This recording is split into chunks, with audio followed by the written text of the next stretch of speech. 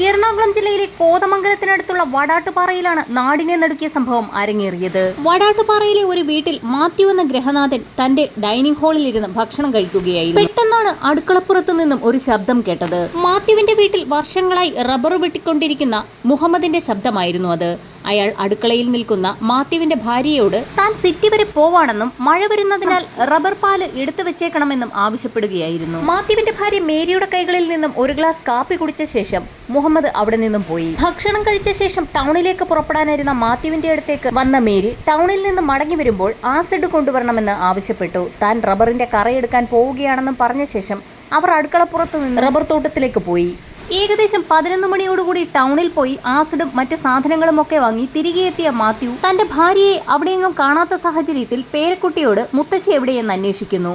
എന്നാൽ മുത്തശ്ശി റബ്ബറിന്റെ കറയെടുക്കാൻ പോയിട്ട് ഇതുവരെയും തിരികെ എത്തിയില്ല എന്നാണ് കുട്ടി പറഞ്ഞത്. ഇത്രയും നേരമായിട്ടും ഭാര്യയെ കാണാത്തതിനാൽ പേരക്കുട്ടിയെ മകളെ ഏൽപ്പിച്ച ശേഷം മാത്യു തട്ടുതട്ടുകളായി തിരിച്ചിരിക്കുന്ന തന്റെ റബ്ബർ തോട്ടത്തിലേക്ക് ഭാര്യയായ മേരിയെ അന്വേഷിച്ചിറങ്ങി. അല്പദൂരം പിന്നിട്ടപ്പോൾ ഞെട്ടിക്കുന്ന ഒരു കാഴ്ചയാണ് മാത്യു കണ്ടത്. റബ്ബർ തോട്ടത്തിൽ ഒരു സ്ത്രീരൂപം കമിഴ്ന്നു കിടക്കുന്നു. മാത്യു ഓടി അവിടേക്ക് എത്തിയപ്പോഴേക്കും അത് തന്റെ ഭാര്യ മേരിയാണെന്ന് അയാൾക്ക് മനസ്സിലായി. മേരി റബ്ബറിന്റെ കറയെടുക്കുവാനായി കയ്യിൽ കരുതിയ തൊട്ടിയും സമീപത്തായി ഉണ്ടായിരുന്നു. എത്ര വിളിച്ചിട്ടും മേരി വിളി കേൾക്കുന്നില്ല. പൊടുന്നനെ മാത്യു മേരിയെ നേരെ കിടത്താനായി തീരുമാനിച്ചു. മേരിയുടെ ശരീരത്തിലേക്ക് ഒന്ന് തൊട്ടതും മാത്യു ആകെ വിറങ്ങലിച്ചു. മേരിയുടെ ശരീരത്തിലേക്ക് തണുപ്പ് വ്യാപിച്ചിരിക്കുന്നു. അതെ, മേരി മരിച്ചിട്ട് മണിക്കൂറുകൾ പിന്നിട്ടിരിക്കുന്നു. മാത്യുവിന്റെ നിലവിളി ശബ്ദം കേട്ട് അയാളുടെ മകളും നാട്ടുകാരും ഒക്കെ തന്നെ പ്രദേശത്ത് ഓടിക്കൂടി. ഉടൻ തന്നെ കോതമംഗലം പോലീസ് സ്ഥലത്തെത്തി. മേരിയുടെ കഴുത്തിൽ നിന്നും ചോര ഇറ്റിറ്റ് വീഴുന്നുണ്ടായിരുന്നു. ആരോ കത്തി ഉപയോഗിച്ച് മേരിയുടെ കഴുത്തിൽ കുത്തിയിരിക്കുകയാണ്. ഒറ്റ നോട്ടത്തിൽ തന്നെ ഇതൊരു കൊലപാതകമാണെന്ന് പോലീസ് തിരിച്ചറിഞ്ഞു. മാത്യുവിന്റെ വീടും റബ്ബർ പുരയിടവും തമ്മിൽ വലിയ ദൂരമൊന്നുമില്ല. ഇത്രയും വലിയൊരു കൊലപാതകം നടന്നിട്ട് പോലും മേരിയുടെ ശബ്ദം ആരും തന്നെ കേട്ടില്ല. ഉടൻ തന്നെ പോലീസ് സംഘം ഫോറൻസിക് വിദഗ്ധരെ സ്ഥലത്തെത്തിച്ചു. ഇതോടൊപ്പം തന്നെ ഡോഗ് സ്ക്വാഡും സ്ഥലത്തെത്തി. റബ്ബർ തോട്ടമായതിനാൽ തന്നെ പ്രദേശത്ത് റബ്ബറിന്റെ ഇലകളും മറ്റും വീണും അഴുകിക്കിടക്കുന്നതിനാൽ അവിടെ നിന്നും തെളിവുകൾ ശേഖരിക്കുന്നത് വളരെ ബുദ്ധിമുട്ടുണ്ടാക്കി. ഇതോടൊപ്പം തന്നെ മാത്യുവിന്റെ നിലവിളി കേട്ട് പ്രദേശത്തു നിന്നും നിരവധി ആളുകൾ അവിടേക്ക് ഓടിയെത്തിയതിനാൽ ഇവരുടെയൊക്കെ തന്നെ കാൽപ്പാടുകളും അവിടെ പതിഞ്ഞിരുന്നു. ഇത് ഫോറൻസിക് സംഘത്തിന് വളരെ വെല്ലുവിളി ഉയർത്തി. ഈ സമയത്താണ് ഫോറൻസിക് സംഘം ഡോഗ് സ്ക്വാഡിനെ രംഗത്തിറക്കിയത്. മേരിയുടെ ഡെഡ് ബോഡിയിൽ നിന്നും മണം പിടിച്ച നായ നേരെ ഓടിയെത്തിയത് മാത്യുവിന്റെ വീട്ടിലേക്ക് തന്നെയായിരുന്നു. മാത്യുവിന്റെ വീടിന്റെ അടുക്കളയിലേക്കാണ് നായ ഓടിക്കയറിയത്. അല്പനേരം അവിടെ ഇരുന്ന ശേഷം വീണ്ടും തിരികെ മേരിയുടെ ഡെഡ് ബോഡി കിടന്ന അതേ സ്ഥലത്തേക്ക് ഓടിയെത്തുകയും അവിടെ നിന്ന് ഒരു ദിശ ലക്ഷ്യം വെച്ച് നായ സഞ്ചരിക്കുകയും ചെയ്തു. റബ്ബർ തോട്ടത്തിന് നടുവിലൂടെ ഒരു റോഡ് ഉണ്ടായിരുന്നു. അതിലൂടെ സഞ്ചരിക്കാതെ മറ്റൊരു കുറുക്കുവഴി ഓടിയ നായ മെയിൻ റോഡിലേക്ക് തന്നെ എത്തുകയും അവിടെയുള്ള ഒരു വീടിന് മുൻവശത്ത് കിടപ്പുറപ്പിക്കുകയും ചെയ്തു.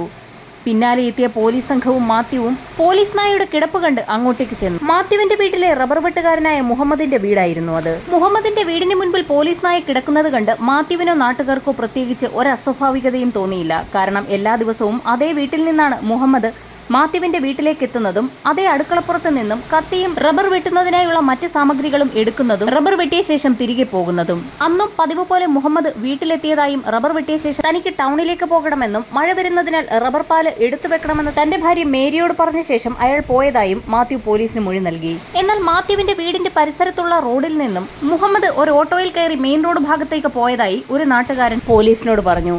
യഥാർത്ഥത്തിൽ മുഹമ്മദ് എങ്ങോട്ടേക്കാണ് പോയതെന്ന് പോലീസ് മാത്യുവിനോട് ചോദിച്ചു. അയാൾ വടാട്ടുപാറ ചന്തയിലേക്കാണ് പോയതെന്ന് മാത്യു പോലീസിനോട് പറഞ്ഞു. ഈ സമയത്ത് സിഐയും സംഘവും സ്ഥലത്തെത്തി. വിവരങ്ങളെല്ലാം മനസ്സിലാക്കിയ സർക്കിൾ ഇൻസ്പെക്ടർ മാത്യുവിനോട് മുഹമ്മദിന്റെ മൊബൈൽ നമ്പർ ആവശ്യപ്പെട്ടു. എന്നാൽ അയാൾ മൊബൈൽ ഉപയോഗിക്കാത്ത വ്യക്തിയാണെന്ന് മാത്യുവിന്റെ മറുപടി കേട്ട് പോലീസുകാർക്ക് തന്നെ അതിശയം തോന്നി. അങ്ങനെ ഒരു പോലീസ് സംഘം വടാട്ടുപാറയിലെത്തി മുഹമ്മദിനെ കണ്ടെത്താൻ തീരുമാനിച്ചു. ഫോറൻസിക് സംഘത്തിന്റെ വിശദമായ പരിശോധനയിൽ യാതൊരുവിധ തെളിവുകളും ആ റബ്ബറിൻ തോട്ടത്തിൽ നിന്ന് ലഭിച്ചില്ല. തുടർന്ന് ഇൻക്വസ്റ്റ് നടപടികളിലേക്ക് പോലീസ് കടന്നു. ഈ സമയത്താണ് ഒരു സംഘം ആളുകൾ മുഹമ്മദിനെ തേടി വടാട്ടുപാറ ടൗണിലെത്തിയത്. അവിടെയെല്ലാം മുഹമ്മദിനെ തിരഞ്ഞപ്പോൾ ഒരു കടക്കാരൻ മുഹമ്മദിനെ കണ്ടതായും അയാൾ അവിടെ ഹാർഡ്വെയർ ഒക്കെ വിൽക്കുന്ന കടയിലെത്തിയതായും വിവരം ലഭിച്ചു. അങ്ങനെ ഹാർഡ്വെയർ സാധനങ്ങൾ വിൽക്കുന്ന കടക്കാരന്റെ അടുത്തേക്ക് പോലീസ് എത്തുകയും അയാളെ ചോദ്യം ചെയ്യുകയും ചെയ്തു. മുഹമ്മദ് എന്ന വ്യക്തി ഒരു സാധനം വാങ്ങാനായി കടയിലേക്ക് എത്തിയതായും എന്നാൽ അയാൾക്ക് സാധനം ഇഷ്ടപ്പെടാത്ത സാഹചര്യത്തിൽ മുഹമ്മദ് തിരികെ പോയതായും കടക്കാരൻ പോലീസിന് മൊഴി നൽകി. മുഹമ്മദ് ഇവിടെ നിന്നും എങ്ങനെയാണ് തിരികെ പോയതെന്നായി പിന്നീട് പോലീസിന്റെ ചോദ്യം. ഇവിടെ നിന്ന് പണ്ടാറ സിറ്റിയിലേക്കുള്ള ബസ്സിൽ കയറിയാണ് അയാൾ പോയതെന്നും അയാളിൽ നിന്നും അറിഞ്ഞ പോലീസ് സംഘം വിവരമുടൻ തന്നെ സിഐയെ വിളിച്ചറിയിച്ചു. മാത്യുവിന്റെ വീടിന് തൊട്ടടുത്ത് താമസമുള്ള മുഹമ്മദ് അയാളുടെ വീട്ടിലേക്ക് തന്നെയാണ് ഇവിടെ നിന്ന് ബസ് കയറി പോയിട്ടുള്ളതെന്ന് അങ്ങനെ പോലീസിന് വ്യക്തമായി. ബസ് വരുന്ന വഴി തന്നെ തടഞ്ഞു നിർത്തി മുഹമ്മദിനെ അതിൽ നിന്നും ഇറക്കി കസ്റ്റഡിയിലെടുക്കാൻ സിഐ പോലീസിന് നിർദ്ദേശം നൽകി. മുഹമ്മദിനെ കുറിച്ച് എന്തൊക്കെയോ സംശയം തോന്നിയ സർക്കിൾ ഇൻസ്പെക്ടർ പ്രദേശവാസികളോട് അയാളെക്കുറിച്ച് അന്വേഷിച്ചു തുടങ്ങി. നാട്ടുകാരിൽ നിന്നും അമ്പരപ്പിക്കുന്ന ചില വിവരങ്ങളാണ് പോലീസിന് ലഭിച്ചത്. മുഹമ്മദ് എന്ന വ്യക്തി ഇടയ്ക്കിടയ്ക്ക് ധ്യാനം കൂടാൻ പോകാറുണ്ടായിരുന്നു എന്ന് നാട്ടുകാരിൽ ചിലർ വ്യക്തമാക്കി. സാധാരണയായി ക്രിസ്ത്യൻ ഹിന്ദു വിഭാഗത്തിൽപ്പെടുന്ന ആളുകളാണ് ധ്യാനം കൂടാറുള്ളത്. മുസ്ലിം വിഭാഗത്തിൽപ്പെട്ട മുഹമ്മദ് എന്ന ഇയാൾ എന്തുകൊണ്ടായിരിക്കാം ധ്യാനത്തിന് പോകുന്നതെന്ന് പോലീസിന് സംശയം തോന്നി. ഇതോടൊപ്പം തന്നെ ഇയാൾ മൗനവ്രതം ആചരിക്കാറുണ്ടെന്നും ഇതിന്റെ ഭാഗമായി ദിവസങ്ങളോളം ആരോടും സംസാരിക്കാതെ ഇരിക്കുമെന്നും നാട്ടുകാരിൽ ചിലർ വ്യക്തമാക്കി. ആകെക്കൂടെ എന്തോ ഒരു പന്തികേട് സർക്കിൾ ഇൻസ്പെക്ടർക്ക് തോന്നി. ഈ സമയത്താണ് മറ്റൊരാൾ ഒരു കാര്യം പറഞ്ഞത്. സർ, മുഹമ്മദ് എന്ന വ്യക്തിക്ക് ഒരു ഇരട്ടപ്പേരുണ്ട്. കുളിസീൻ കാക്ക എന്നായിരുന്നു അത്. എന്തുകൊണ്ടാണ് ഇങ്ങനെയൊരു പേരെന്ന് പോലീസ് ചോദിച്ചു. സ്ത്രീകൾ കുളിമുറിയിലോ കുളത്തിലോ മറ്റോ ഒക്കെ കുളിക്കാൻ പോകുന്ന സമയത്ത് ഇയാൾക്ക് അവിടെ പോയി ആ കുളി നോക്കി നിൽക്കുന്ന ഒരു പതിവുണ്ട്. അതുകൊണ്ടാണ് ഇത്തരത്തിലൊരു പേര് നാട്ടുകാരയാൾക്കിട്ടത്. ധ്യാനത്തിലൊക്കെ ഇരിക്കുന്ന മൗനവ്രതമാചരിക്കുന്ന വളരെ മാന്യനായ ഒരു വ്യക്തി ഇത്തരമൊരു പ്രവൃത്തിയിൽ ഏർപ്പെടുമോ എന്ന് പോലീസിന് സംശയം തോന്നി. മുഹമ്മദിനെ കുറിച്ച് താങ്കൾക്കും ഇതേ അഭിപ്രായമാണോ എന്ന് മരിച്ച മേരിയുടെ ഭർത്താവായ മാത്യുവിനോട് പോലീസ് ചോദിച്ചു. എന്നാൽ അയാൾ പറഞ്ഞതാകട്ടെ മുഹമ്മദ് വളരെ നല്ലവനായ ഒരു വ്യക്തിയാണെന്നും പലപ്പോഴും റബ്ബർ വെട്ടിയ കൂലി ചോദിച്ചു വാങ്ങാറില്ല എന്നും ഉണ്ടെങ്കിൽ തന്നാൽ മതിയെന്നുമായിരുന്നു അയാൾ പറയാറുള്ളതെന്നും പറഞ്ഞു. ഈ സമയത്താണ് സിഐയുടെ ഫോണിലേക്ക് ഒരു കോൾ എത്തിയത്. സിഐയുടെ നിർദ്ദേശപ്രകാരം മുഹമ്മദ് സഞ്ചരിച്ചുകൊണ്ടിരുന്ന ബസ് തടയുകയും അയാളെ അതിൽ നിന്ന് പുറത്തിറക്കി നിർത്തുകയും ചെയ്തതായി ആ വിളിച്ച പോലീസ് സംഘം സിഐയെ അറിയിച്ചു. ഉടൻ തന്നെ മുഹമ്മദിനെ അവിടേക്ക് എത്തിക്കാനായി സിഐ അവർക്ക് നിർദ്ദേശം നൽകി. അങ്ങനെ റബ്ബർ തോട്ടത്തിലെത്തിയ മുഹമ്മദിനെ സിഐ ചോദ്യം ചെയ്തു. മരിച്ച സ്ത്രീയെക്കുറിച്ച് വളരെ നല്ല അഭിപ്രായമാണെന്നും മേരി ചേച്ചി എല്ലാ ദിവസവും തനിക്ക് കാപ്പിയും പലഹാരങ്ങളും നൽകാറുണ്ടെന്നും വീട്ടിലേക്ക് ചില സാധനങ്ങൾ വാങ്ങുന്നതിനെ ടൗണിലേക്ക് പോകേണ്ട ആവശ്യമുള്ളതിനാൽ റബ്ബർ വെട്ടിയ കറയൊന്ന് എടുത്തു വെച്ചേക്കണമെന്ന് ചേച്ചിയോട് പറഞ്ഞ ശേഷമാണ് താൻ അവിടെ നിന്നും പോയതെന്നും അയാൾ പോലീസിനോട് വ്യക്തമാക്കി. എന്ത് സാധനം വാങ്ങാനാണ് താൻ ടൗണിലേക്ക് പോയതെന്ന് പോലീസ് ചോദിച്ചു. തന്റെ വീട്ടിലെ വാഷ് ബേസിന് ചെറിയൊരു ചോർച്ചയുണ്ട്. അത് ശരിയാക്കുന്നതുമായി ബന്ധപ്പെട്ടുള്ള സാധനം വാങ്ങാനാണ് കടയിലേക്ക് പോയതെന്നും എന്നാൽ അവിടെ നിന്നും സാധനം ഇഷ്ടപ്പെടാത്ത സാഹചര്യത്തിൽ തിരികെ പോന്നെന്നും അയാൾ വ്യക്തമാക്കി. ഉടൻ തന്നെ സിഐ മുഹമ്മദിനെ ഒന്ന് മാറ്റി നിർത്തി സംസാരിക്കാൻ തുടങ്ങി. സിഐ ചോദിച്ചതാകട്ടെ ഒരൊറ്റ ചോദ്യവും. മുഹമ്മദേ, നീ എത്ര കുത്താണ് മേരിയുടെ കഴുത്തിൽ കുത്തിയത്? ഇത് കേട്ട ഉടൻ തന്നെ മുഹമ്മദ് ഞെട്ടി വിറയ്ക്കാൻ തുടങ്ങി. അത് സിഐയുടെ ശ്രദ്ധയിൽപ്പെട്ടു. മുഹമ്മദ്, ഇനി ഒന്നും ഒളിക്കണ്ട എന്നും നീ തന്നെയാണ് മേരിയെ കൊലപ്പെടുത്തിയതെന്ന് ഞങ്ങൾക്ക് അന്വേഷണത്തിൽ നിന്നും വ്യക്തമായെന്നും അദ്ദേഹം മുഹമ്മദിനോട് പറഞ്ഞു. ഇത് കേട്ട ഉടൻ തന്നെ മുഹമ്മദ് പറഞ്ഞു തുടങ്ങി. സർ, ടൗണിൽ പോകണമെന്നും അതുകൊണ്ട് തന്നെ റബ്ബറിന്റെ കറ എടുത്തു വെച്ചേക്കണമെന്നും ചേച്ചിയോട് പറഞ്ഞിട്ടായിരുന്നു ഞാൻ എന്റെ വീട്ടിലേക്ക് പോയത്. എന്നാൽ വീട്ടിലെത്തിയ ഞാൻ വീണ്ടും തിരികെ റബ്ബർ തോട്ടത്തിലേക്ക് വന്നപ്പോൾ മേരി ചേച്ചി കറ എടുക്കുന്നതാണ് കണ്ടത്.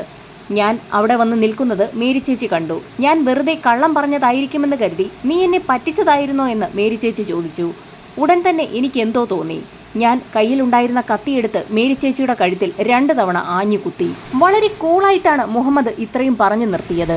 മുഹമ്മദ് രണ്ടാമത്തെ കുത്തിനാണ് മേരിയെ കൊലപ്പെടുത്തിയതെന്ന് സിഐ SIയെ അറിയിച്ചു. ഉടൻ തന്നെ SIയും സംഘവും ജീപ്പിലെത്തി വിലങ്ങുമായി മുഹമ്മദിന്റെ അടുത്തേക്കെത്തി. ഇൻക്വസ്റ്റ് നടപടികൾ പുരോഗമിക്കുന്ന സാഹചര്യത്തിൽ നാട്ടുകാരുടെ ശ്രദ്ധ മുഴുവൻ അവിടെയായിരുന്നു. ഒരിക്കലും മുഹമ്മദിനെ അവരാരും സംശയിച്ചിരുന്നില്ല. കേസിന്റെ ഭാഗമായി വെറുതെ പോലീസ് ചോദ്യം ചെയ്യുകയാണെന്നാണ് നാട്ടുകാർ കരുതിയിരുന്നത്. എന്നാൽ മുഹമ്മദിന്റെ കയ്യിലേക്ക് വിലങ്ങണിയിക്കുന്നത് കണ്ട നാട്ടുകാർ ഒന്നടങ്കം ഞെട്ടിപ്പോയി. ഈ കുളിസീൻ കാക്കയാണോ മേരി ചേച്ചിയെ കൊലപ്പെടുത്തിയതെന്ന് നാട്ടുകാരിൽ പലരും ചോദിച്ചു. എന്നാൽ അവരുടെ ചോദ്യങ്ങൾക്കൊന്നും മറുപടി പറയാതെ പോലീസ് സംഘം മുഹമ്മദിനെ കൂട്ടി മേരിയുടെ മൃതദേഹം കിടക്കുന്ന ഭാഗത്തേക്ക് എത്തിക്കുകയും എന്താണ് സംഭവിച്ചതെന്ന് വിവരിക്കാൻ പറയുകയും ചെയ്തു. പോലീസിനോട് പറഞ്ഞ അതേ കഥ തന്നെ മുഹമ്മദ് അവിടെ വെച്ച് വീണ്ടും പറഞ്ഞു. ഒരു പ്രകോപനവും കൂടാതെ വെറുതെ സംസാരിച്ചു കൊണ്ടിരിക്കുന്നതിനിടയിൽ ഒരാളെ ഇത്തരത്തിൽ കുത്തി കൊലപ്പെടുത്താനാകുമോ എന്നായിരുന്നു പോലീസിന്റെ സംശയം. അയാൾ പറഞ്ഞ കഥ കേട്ട് നാട്ടുകാർ അമ്പരന്ന് നിന്നുപോയി. എങ്ങനെയാണ് മേരിയെ കുത്തി കൊലപ്പെടുത്തിയതെന്നും ആ സമയത്തെ അവരുടെ പൊസിഷൻ എന്തായിരുന്നു എന്നും നാട്ടുകാർക്ക് പോലീസിനും കേൾക്കത്തക്ക വിധത്തിൽ മുഹമ്മദ് പറഞ്ഞു തുടങ്ങി. കാര്യങ്ങളൊക്കെ കേട്ടുകഴിഞ്ഞ ശേഷം അമ്പരന്ന് നിൽക്കുന്ന നാട്ടുകാരുടെ ഇടയിലേക്ക് മുഹമ്മദിനെയും കൊണ്ട് പോലീസുകാർ മുഹമ്മദിന്റെ വീട്ടിലേക്ക് നടന്നു. വീട്ടിലെത്തി വീട് തുറന്ന പോലീസ് സംഘം ആദ്യം കാണുന്നത് വീടിന്റെ ഉള്ളിൽ ഒരു മേശപ്പുറത്തിരിക്കുന്ന രക്തം പുരണ്ട കത്തിയും തൊട്ടടുത്ത് തന്നെ രക്തം പുരണ്ട ഒരു ഷർട്ടുമാണ്. കൃത്യം നടത്തിയ ശേഷം ഷർട്ട് അവിടെ അഴിച്ചുവെച്ച് കത്തിയും തൊട്ടടുത്ത് തന്നെ വെച്ചതിന് ശേഷമായിരുന്നു മുഹമ്മദ് ടൗണിലേക്ക് പുറപ്പെട്ടത്. ഇതോടുകൂടി പോലീസുകാർക്ക് ഒരു കാര്യം വ്യക്തമായി. രക്തം പുരണ്ട സാധനങ്ങൾ നശിപ്പിച്ചു കളയുന്നതിനുള്ള എന്തോ സാധനം വാങ്ങാൻ തന്നെയാവും മുഹമ്മദ് ടൗണിലേക്ക് പോയതെന്ന്. മുഹമ്മദിന്റെ വീട് വിശദമായി പരിശോധിക്കുന്നതിനിടയിലാണ് ആ കാഴ്ച കണ്ട് CI നടുങ്ങിപ്പോയത്. വീടിനകത്ത് ഒരു മുറിയിൽ ഹിന്ദു ജ്യോതിഷികളൊക്കെ ഉപയോഗിക്കുന്ന കവടിപ്പലകയും തൊട്ടടുത്തായി കുറെ പൂജാപുഷ്പങ്ങളും അതിന്റെ അടുത്ത് തന്നെ ഒരു പാത്രത്തിൽ ചുവന്ന നിറത്തിലുള്ള ദ്രാവകവും അതിന്റെ അടുത്തായി തല മാത്രമുള്ള കുറെ പാവകളും വെച്ചിരിക്കുന്നു. ഒറ്റ നോട്ടത്തിൽ തന്നെ ഒരു ആഭിചാര കർമ്മത്തിന്റെ എല്ലാ ലക്ഷണങ്ങളുമുണ്ട്. ഇതോടുകൂടി മുഹമ്മദ് ആഭിചാര കർമ്മങ്ങളിൽ വിശ്വസിക്കുന്ന ഒരാളാണെന്ന് പോലീസിന് വ്യക്തമായി. തൊട്ടടുത്ത് ഭിത്തിയിൽ തൂക്കിയിട്ടിരിക്കുന്ന കലണ്ടർ അപ്പോഴാണ് പോലീസ് ശ്രദ്ധിക്കുന്നത്. അതിലെ ജനുവരി മാസത്തിൽ 1, 2, 3 തീയതികളിൽ ചുവന്ന വലിയ വൃത്തങ്ങൾ വരച്ചു വെച്ചിരിക്കുന്നു.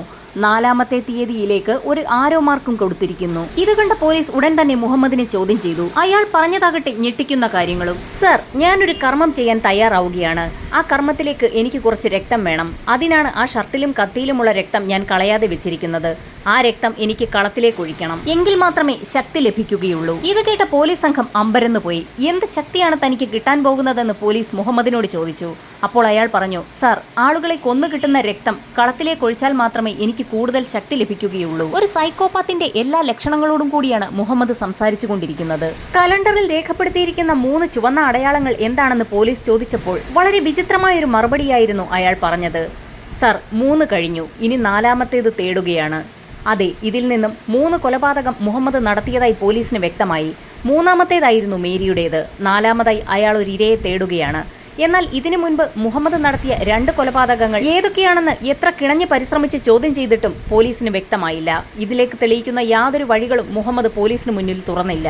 അങ്ങനെ മുഹമ്മദിനെ പോലീസ് റിമാൻഡ് ചെയ്തു. നേരത്തെ നടത്തിയിട്ടുള്ള 2 കൊലപാതകങ്ങളെക്കുറിച്ചും എത്ര ശ്രമിച്ചിട്ടും പോലീസിന് യാതൊരു വിവരവും ലഭിക്കാത്ത സാഹചര്യത്തിൽ സമാന രീതിയിൽ എവിടെയെങ്കിലും ഇതേ രീതിയിലുള്ള കൊലപാതകങ്ങൾ നടന്നിട്ടുണ്ടോ എന്ന് പോലീസ് അന്വേഷണം ആരംഭിച്ചു. ആദ്യഘട്ടത്തിൽ മുഹമ്മദിനെ കുറിച്ച് കൂടുതൽ അന്വേഷിക്കാൻ പോലീസ് തീരുമാനിച്ചു. അങ്ങനെ അയാളുടെ വീട് മലപ്പുറത്താണെന്ന് കണ്ടെത്തി. ചെറുപ്പം മുതലേ ഹിന്ദുമത ആചാരങ്ങളോടും വിശ്വാസങ്ങളോടും ക്ഷേത്രങ്ങളോടും വളരെ താല്പര്യമുള്ള ഒരാളായിരുന്നു മുഹമ്മദ് എന്ന് നാട്ടുകാരിൽ ചിലർ വ്യക്തമാക്കി. മുഹമ്മദിനെ കുറിച്ച് കൂടുതൽ അന്വേഷിക്കുന്നതിനിടയിലാണ് പോലീസിന് ഒരു വിവരം ലഭിച്ചത്.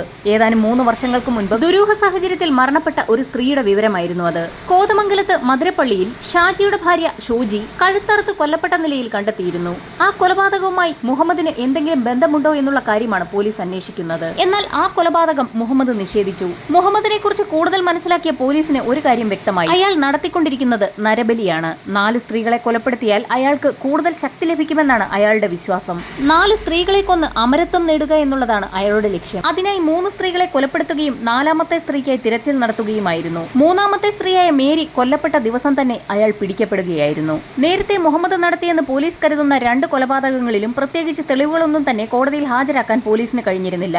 എന്നാൽ മേരിയെ കൊന്ന കുറ്റത്തിന് എല്ലാ തെളിവുകളും മുഹമ്മദിനെതിരായിരുന്നു. മുഹമ്മദിന്റെ ഷർട്ടിൽ നിന്ന് ലഭിച്ച രക്തം മേരിയുടെ രക്തവുമായി മാച്ച് ചെയ്യുന്നതായി ഫോറൻസിക് സംഘം വ്യക്തമാക്കി. എന്നാൽ നേരത്തെ മുഹമ്മദ് നടത്തിയ 2 കൊലപാതകങ്ങളിലുമുള്ള അന്വേഷണമാണ് ഇപ്പോഴും പോലീസ് തുടരുന്നത്.